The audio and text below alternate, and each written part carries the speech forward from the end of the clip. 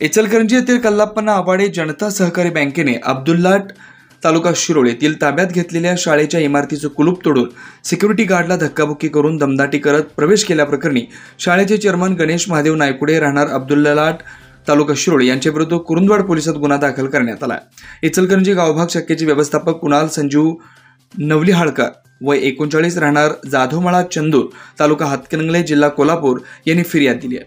शाखा व्यवस्थापक नवलिहाळकर यांनी दिलेल्या फिर्यादीत म्हटलंय की गावभाग इचलकरंजी शाखेतून शैक्षणिक इमारत बांधणीकरता बांधकामासाठी 2017 साली 3 कोटी रुपयांचे गणेश नायकुडे यांनी कर्ज घेतलं होतं।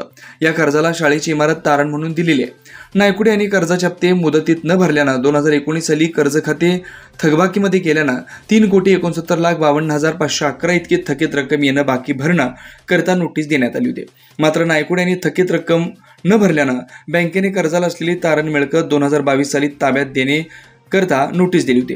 नायकुडे यांनी तारण मिळकत बँकेच्या ताब्यात दिली नाही म्हणून बँकेने सदरची मिळकत ताब्यात घेण्याकरता सहकार कायद्यातील तरतुदीप्रमाणे जिल्हाधिकारी कार्यालयाकडे 13 मार्च 2023 रोजी अर्ज दाखल केला होता। तो अर्ज मंजूर करून शिरडोनचे मंडळ अधिकारी मच्छिंद्र कुंभार यांना बँकेला तारण असलेली मिळकत ताब्यात देण्यासाठी अधिकारी म्हणून त्यांची नियुक्ती करत त्यांना आदेश दिला होता। त्यानुसार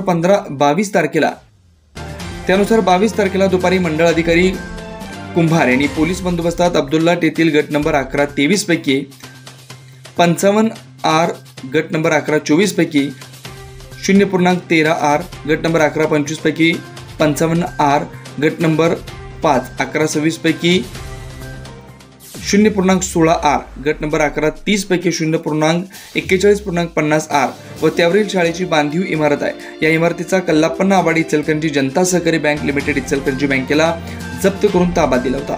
बँकेने सदरची इमारत सील केली होती आणि त्या ठिकाणी विशाल महावीर शेट्टी या सिक्युरिटी गार्डची नेमणूक केली होती। बँकेच्या ताब्यात दिलेल्या शाळेच्या इमारतीत गणेश नायकुडे यांनी 23 तारखेला रात्री 12 वाजण्याच्या सुमारास सिक्युरिटी गार्डला धक्काबुक्की करून दमदाटी करत कुलूप तोडून आत प्रवेश केल्याचं म्हटलंय।